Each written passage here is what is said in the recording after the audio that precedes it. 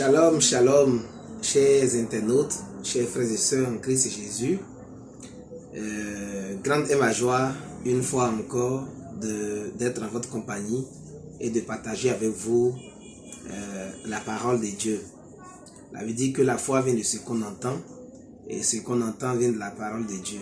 Et c'est une grande joie pour moi de partager à chaque opportunité la parole de Dieu avec vous, afin que nous puissions tous être bénis et que nous puissions ressembler de plus en plus à notre Seigneur, former des familles heureuses, des hommes épanouis, des femmes épanouies pour la gloire de Dieu.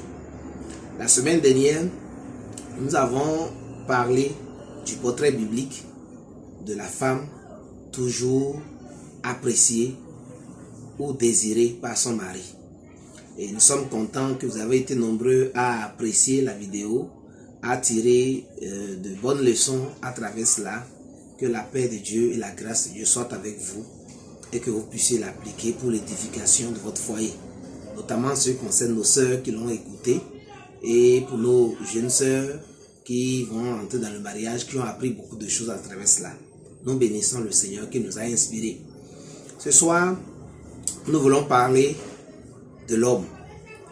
Et le thème de notre enseignement de ce soir, c'est quel époux pour une femme épanouie. Quel époux pour une femme épanouie. Bien-aimés frères et sœurs, quand le Seigneur a créé le mariage, depuis le jardin d'Éden, il a toujours voulu que l'homme et la femme soient heureux. Mais pour que l'homme et la femme soient heureux, chacun a une responsabilité. Il a donné à chacun une responsabilité. Et la semaine dernière, à travers Proverbe 31, nous avons vu ce que devrait être la responsabilité de la femme dans le foyer. Aujourd'hui, nous allons parler donc de la responsabilité de l'homme. Quel époux pour une femme épanouie. Nous sommes dans le cadre donc du mariage, dans le cadre d'un foyer. Nous allons prendre pour référence biblique Éphésiens chapitre 5. Éphésiens chapitre 5. Nous allons lire du verset 25 au verset 28. Je vous sais la version parole de vie. Marie, aimez votre femme comme le Christ a aimé l'Église. Il a donné sa vie pour elle, afin qu'elle soit sainte. Il l'a rendue pure par l'eau et par la parole. Il a voulu que l'Église se présente devant lui, pleine de gloire, sans tache, sans ride, sans aucun défaut. Il a voulu qu'elle soit sainte et sans reproche. À son tour, un mari doit aimer sa femme comme il aime son corps. Aimer sa femme, c'est s'aimer soi-même. Aimer sa femme, c'est s'aimer soi-même.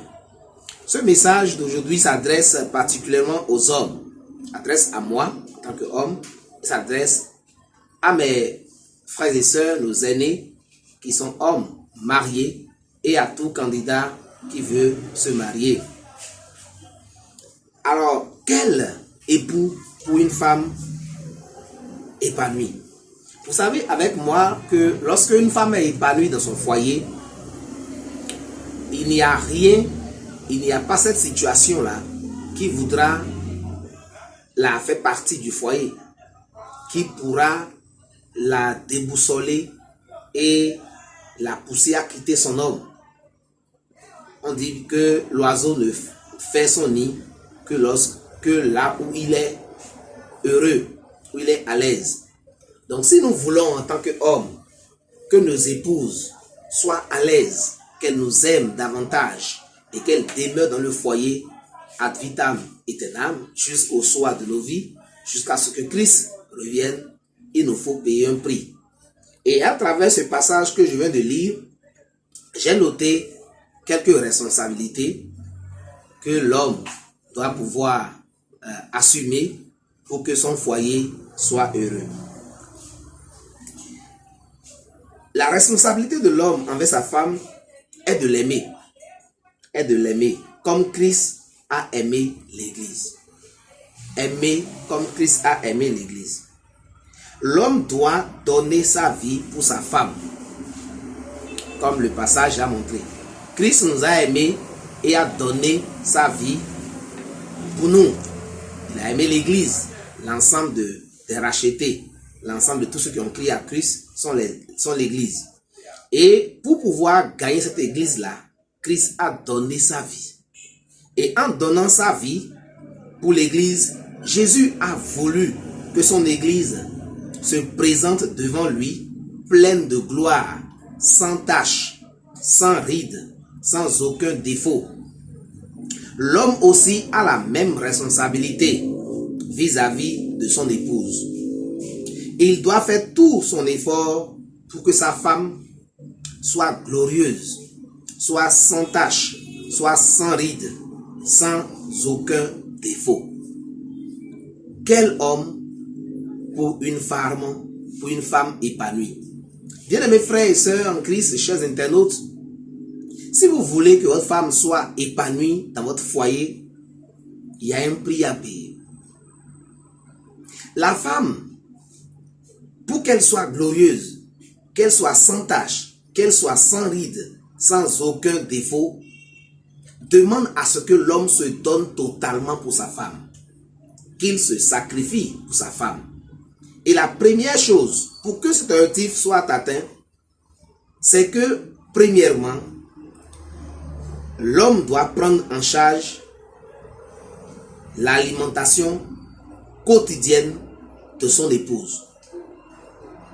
Le premier élément que j'ai noté, pour que l'objectif, avoir une femme glorieuse, une femme sans tache, une femme sans ride, une femme sans aucun défaut se réalise, c'est que l'homme doit prendre en charge l'alimentation de son épouse. C'est une alimentation quotidienne.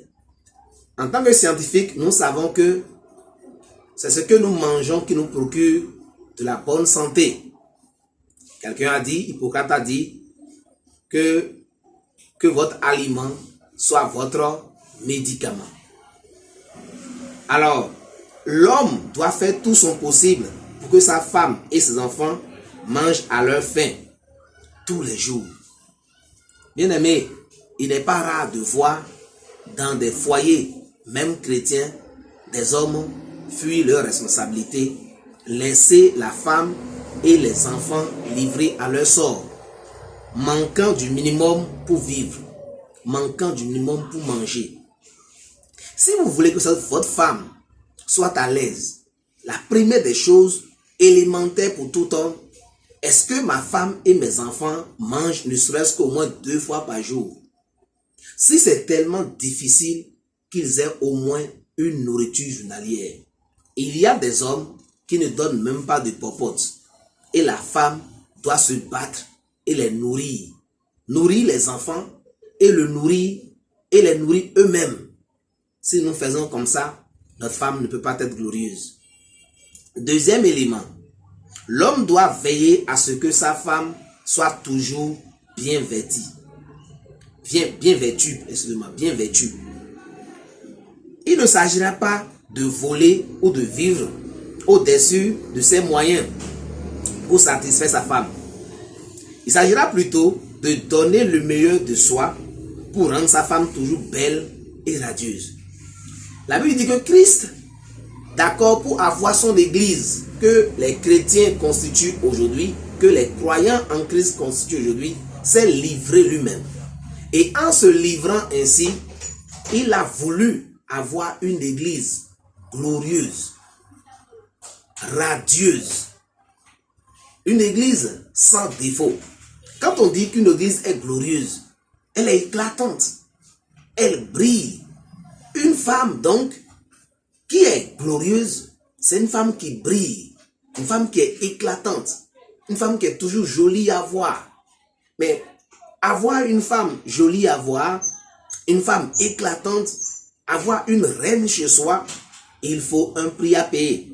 Et ce prix-là, c'est de lui pourvoir à ses besoins, aider la femme à avoir les moyens financiers et matériels nécessaires pour acquérir des habits, des vêtements, des choses qui permettront qu'elle s'enjolive, qu'elle s'entretienne. Bien-aimé, le troisième élément que tout homme doit pouvoir faire, s'il veut que sa femme soit toujours auprès de lui à l'aise, l'homme doit toujours donner l'opportunité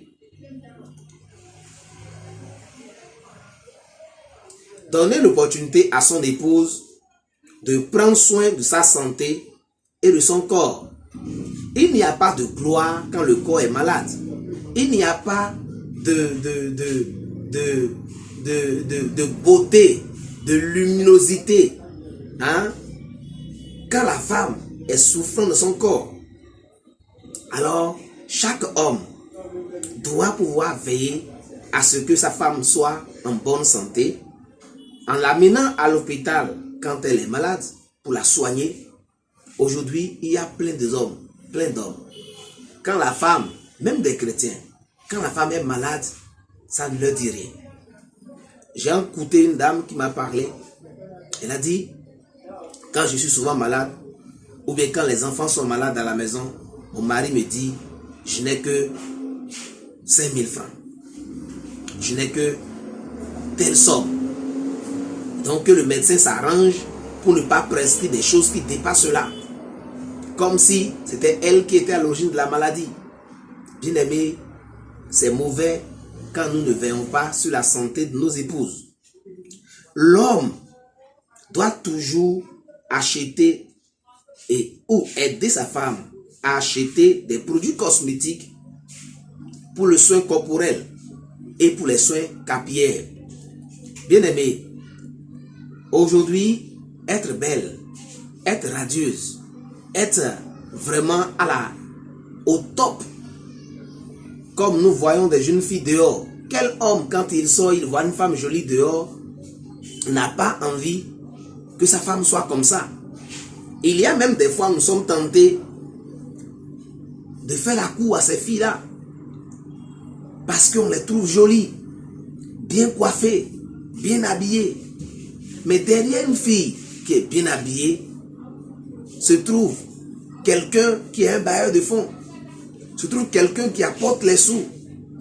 Nous devons, pour être fidèles, nous devons, pour pouvoir avoir des femmes jolies, elle est jolie naturellement avant que vous la mariez, mais la beauté s'entretient.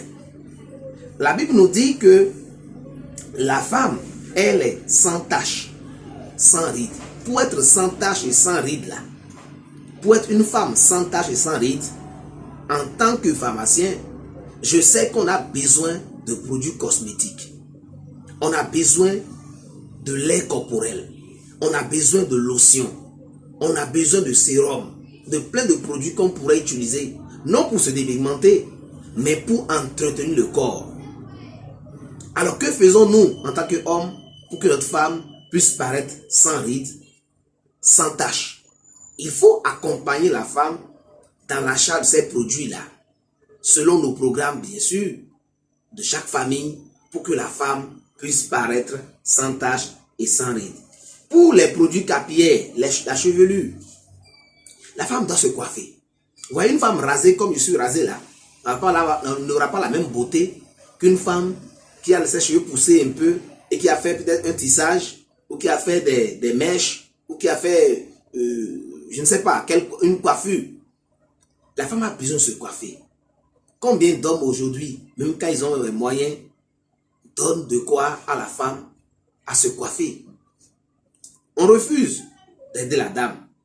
Mais quand on sort dehors, on apprécie les jolies coiffures et on donne de l'argent. Si vous êtes un homme et vous voulez que femme vous apprécie, nous parlons de quel époux pour une femme épanouie. La femme, quand elle est épanouie, elle restera fidèle dans le foyer. Elle ne vous trompera pas. Elle prendra soin de vous. Vous allez toujours la désirer et l'aimer. Aimer sa compagnie. Mais quand elle est négligée, quand elle est sale, quand elle est vraiment désagréable à voir, vous ne pourrez même pas avoir envie d'elle. Et pour se coiffer, il y a un prix à payer.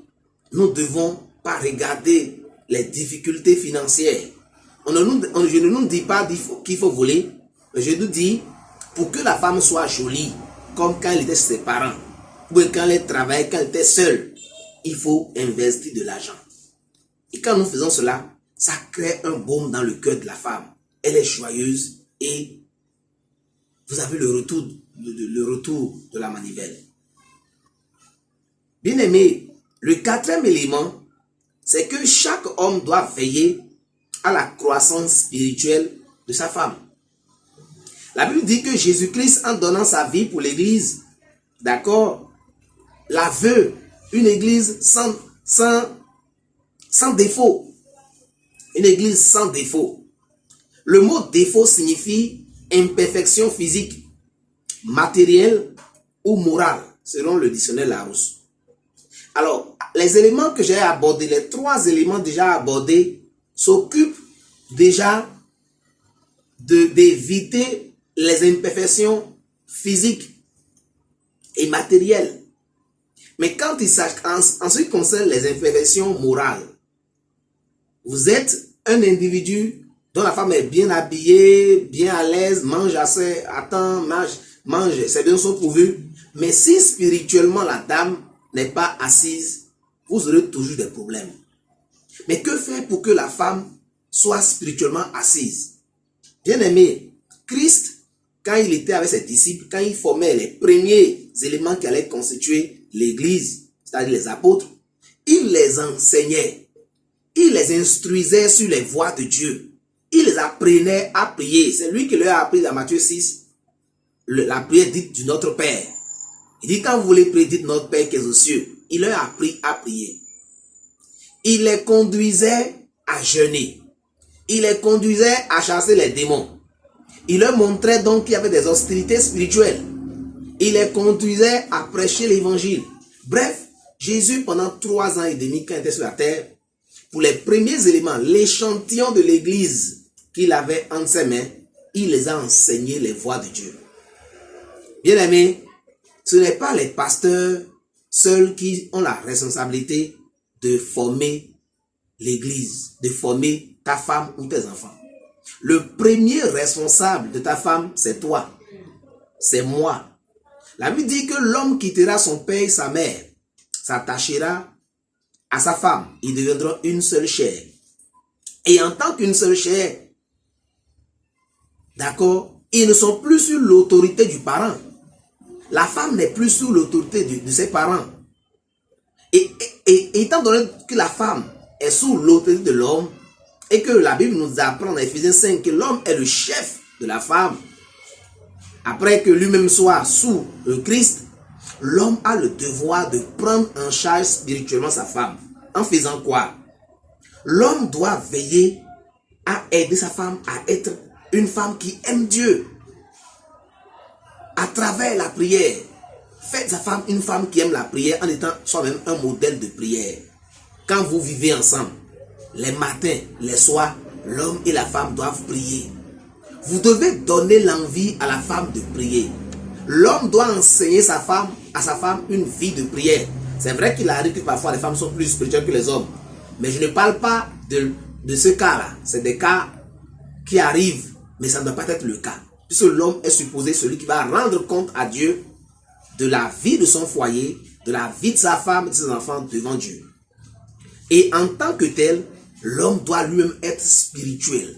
Il doit aimer Dieu. Il doit aimer la prière. Il doit aimer la parole de Dieu. Il doit méditer. Et à la maison, c'est à lui d'aider la femme à méditer. C'est vrai, la femme, quand elle est bien, elle est forte, elle va t'accompagner. Mais c'est toi qui dois être l'auteur. C'est toi qui dois motiver la femme à la prière. C'est toi, homme, qui dois motiver la femme à la méditation, à lui donner du courage, à chercher davantage le Seigneur. Et ainsi, ce faisant, la femme sera moralement forte. Elle connaîtra les voies de Dieu.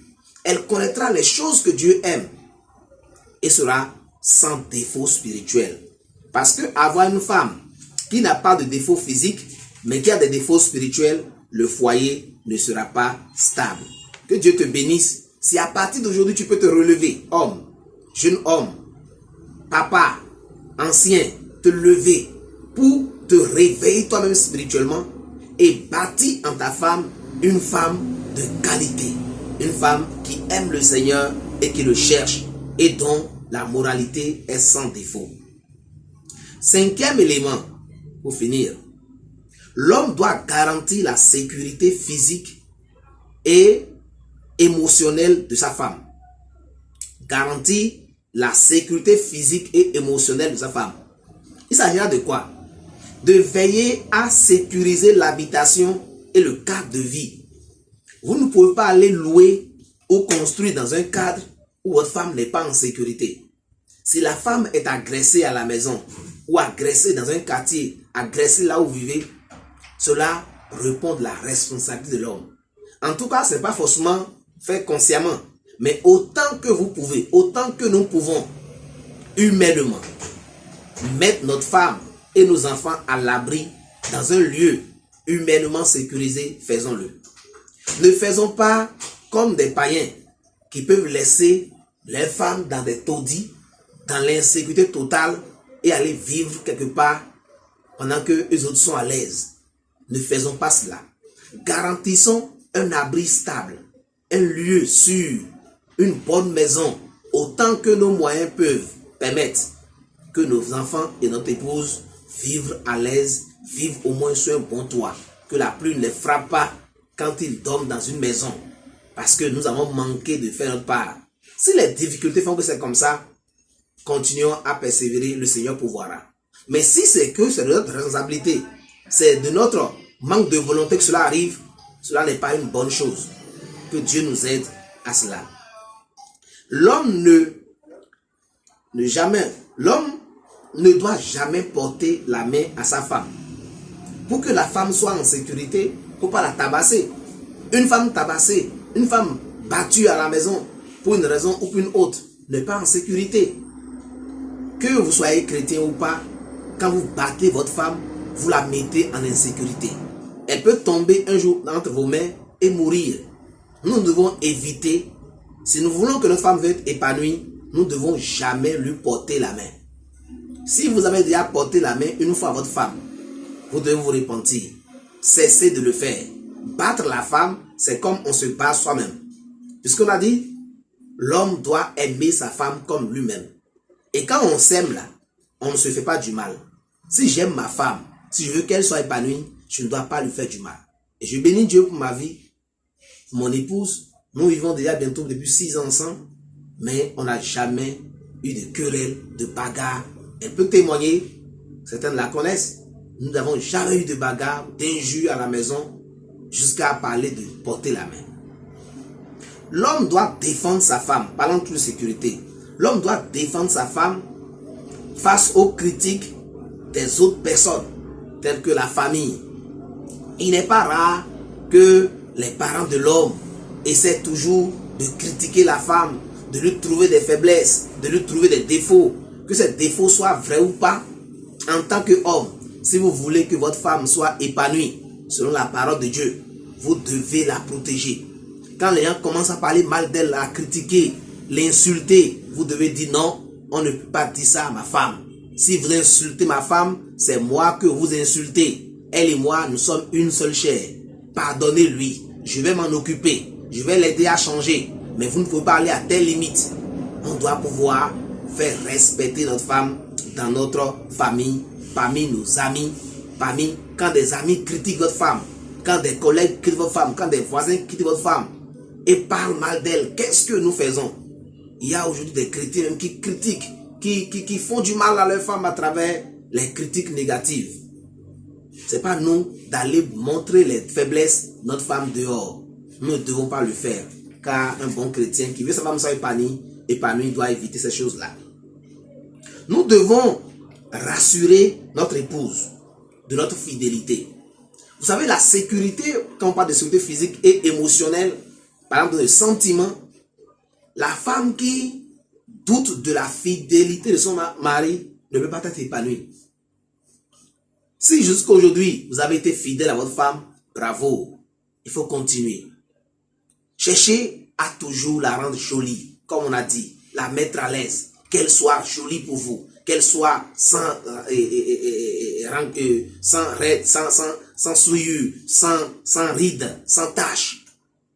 Si vous voulez une maison belle, vous investissez dans la maison pour qu'elle soit belle. Si vous voulez une femme belle, quel que soit l'âge, vous devez investir de l'argent, vous devez investir du temps, vous devez investir de l'affection. Et la fidélité, c'est important pour qu'une femme soit épanouie dans le foyer. Ceux qui ont déjà trompé leur femme doivent se repentir. Nous devons nous repentir parce que le cœur de l'homme, déjà même quand on commence à convoiter une femme dehors, convoiter un employé, convoiter une collègue, c'est déjà un péché. La convoitise est déjà de l'adultère dans le cœur. C'est pourquoi je parle de ceux qui ont déjà manqué d'être fidèles. Veillons sur nos yeux. Les hommes aiment regarder. Nous aimons regarder ce qui est joli. Alors rendons notre femme jolie à la maison pour toujours la regarder. Et là, on aura moins de problèmes dehors. Et cherchons toujours avec l'aide du Seigneur la discipline à montrer à la femme que nous l'aimons en l'écoutant, en la prenant soin d'elle et en lui étant fidèle. L'infidélité détruit les foyers. Repentons-nous, repentez-vous si vous êtes infidèle physiquement déjà à travers la tromperie dehors ou bien à travers la convoitise des yeux ou du cœur. Il faut qu'on se repente en demandant le soutien de Dieu. Car nous sommes dans un monde aujourd'hui où les gens vous font la cour, où les gens courent derrière vous, ou quand vous voyagez, madame n'est pas là, vous êtes tenté. Prenons notre disposition pour ne pas vivre dans l'immoralité. L'homme doit écouter son épouse et toujours l'associer aux décisions qui concernent la vie de la famille. C'est très important. Pour que la femme se sente en sécurité, il faut qu'elle se sente considérée. Il faut qu'elle se sente écoutée. Il faut qu'elle se sente associée aux décisions qui concernent la famille. Je connais un monsieur qui a déjà 2 fois, il a acheté des carrés, il a perdu ces carrés-là. Par la suite, malheureusement, mais il n'avait jamais informé sa femme du désir de prendre ces carrés-là. Il les a fait, il a choisi cela, il a fait cela, d'accord, sans informer sa femme. Et cela n'était pas une bonne chose. Peut-être, c'est Dieu qui a permis que cela lui arrive. Bien-aimés, nous devons, concernant les décisions importantes à nos familles, nous devons alors éviter de prendre unilatéralement cette décision quand on est homme. La femme doit être écoutée, doit être associée et Dieu bénira notre foyer. Et le dernier point que je voudrais aborder parlant de sécurité, l'homme doit jamais insulter ou dévaloriser son épouse par des paroles négatives.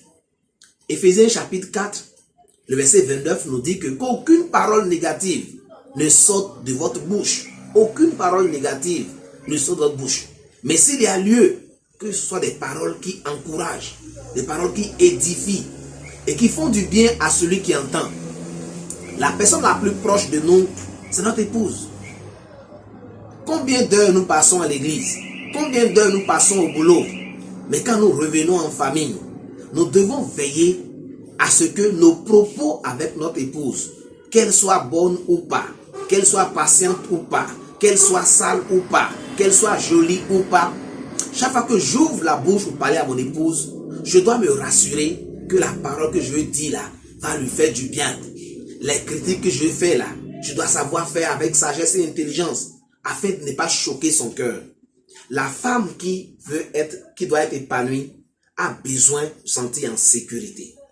Elle a besoin qu'on prenne soin d'elle, qu'on l'alimente, qu'on lui donne de quoi manger, qu'on lui donne de quoi s'habiller, qu'on lui donne de quoi prendre soin de son corps physique. Des produits pour coiffure, des produits pour le corps, qu'on lui donne la capacité de s'exprimer, qu'on lui donne la possibilité d'aller à l'hôpital quand elle est malade et de prendre soin des enfants qu'on a. Bien aimé, que le Seigneur nous bénisse, que le Seigneur nous aide. Donc on a voulu faire cette leçon pour que la leçon dernière qui parlait du portrait biblique de la femme toujours appréciée par son mari soit un coffret qui est total. On ne peut pas parler de la femme seule en laissant l'homme. Et donc le but de cet enseignement, c'est de pouvoir donner la responsabilité de l'homme dans le foyer. Le thème est vaste, mais ce soir, retenez qu'on a parlé de quel époux pour une femme épanouie. Et pour qu'une femme soit épanouie dans le foyer, il faut qu'elle se sente aimée. Et aimer sa femme, c'est donner le meilleur de soi-même pour sa femme. La Bible nous dit que Dieu a tant aimé le monde qu'il a donné son Fils unique. Si nous aimons notre épouse, que nous avons marié publiquement devant les hommes, ou bien que nous avons marié de façon traditionnelle, quelle que soit la manière dont la femme a été mariée, vous devez l'aimer. Et l'aimer, c'est se sacrifier pour elle. L'aimer, c'est donner le meilleur de soi. Nous avons déjà tout dit. Que Dieu bénisse chacun. Et par-dessus tout, soyons des hommes fidèles. Demandons la force à Dieu pour aimer et être fidèle à notre femme, l'écouter et prendre soin d'elle. Seigneur, merci pour ce message. Il concerne les hommes. Je prie que ton Saint-Esprit parle au cœur de chacun. Que chacun soit disposé à aimer sa femme. Comme toi, Jésus, tu nous as aimés et accepté d'aller souffrir à la croix pour nous. Tu as pris nos péchés. Je prie qu'à partir d'aujourd'hui, que le Saint-Esprit déverse dans mon cœur et dans le cœur de chaque homme la capacité d'aimer sa femme, la capacité de prendre soin. Toi, tu as pris soin de nous et tu continues par prendre soin de nous, par nous protéger, par nous pardonner, par nous accompagner, par nous délivrer, par pouvoir à nos besoins. Oui, tu es un bon Père. Tu es un bon Père pour nous. Dieu Père, tu es un bon Père. Jésus est un bon Père. Je prie que tu nous aides à être comme toi, des pères protecteurs, des maris protecteurs, des maris fidèles, des maris qui donnent à manger, qui prennent soin de la femme et de l'enfant, afin que la femme soit heureuse dans le foyer. Béni sois-tu, parce que cet homme qui m'a écouté, cette femme qui m'a écouté, Seigneur, est béni à travers cet enseignement. Reçois toute la gloire au nom de Jésus. Amen. Bien-aimés, c'est votre frère Amonsou Louis. Que la paix de Dieu vous accompagne. Si vous avez été béni par ce programme, cet enseignement, cliquez sur j'aime. Partagez la vidéo à d'autres personnes afin que beaucoup de personnes puissent pouvoir être édifiées. Et abonnez-vous si vous n'êtes pas encore abonné. Et là, vous aurez directement la vidéo, des autres vidéos quand nous la ferons. Que Dieu vous bénisse. Shalom.